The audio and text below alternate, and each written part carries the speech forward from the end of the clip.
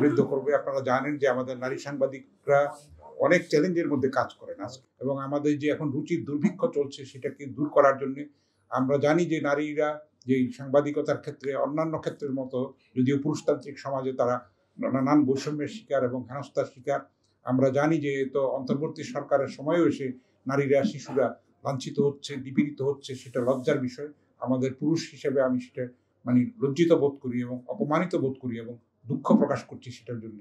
আমরা এই সমাজ চাই না। আমরা একটা সত্যিকারের বৈষম্য মুক্ত এবং নারী পুরুষের সমানাধিকার যেখানে নিশ্চিত থাকবে সেরকম সমাজের স্বপ্ন দেখি। সেটার জন্য আমরা লড়াই করি। এই লড়াইয়ে কিন্তু পংক্তি এগিয়ে যাবে এবং আরো অনেককে সহায়তা করবে। আমরা তার অভিযাত্রাকে সম্মানিত করতে চাই, তার সঙ্গে আমরা সহযোগিতা দিতে চাই, পৃষ্ঠপোষকতা দিতে চাই। তো আমরা আশা করব যে পংক্তি আরো এগিয়ে যাবে এবং আরো ব্যাপ্ত পরিসরে তার অবদান রাখবে এবং নারীদের যে অধিকার বঞ্চিত যে নারী সমাজ আছে বাংলাদেশে, তাদের অধিকার প্রতিষ্ঠার লড়াইয়ে আরো ব্যাপক এবং বলিষ্ঠ ভূমিকা পালন করবে, সেই প্রত্যাশা আমরা ব্যক্ত করতে চাই।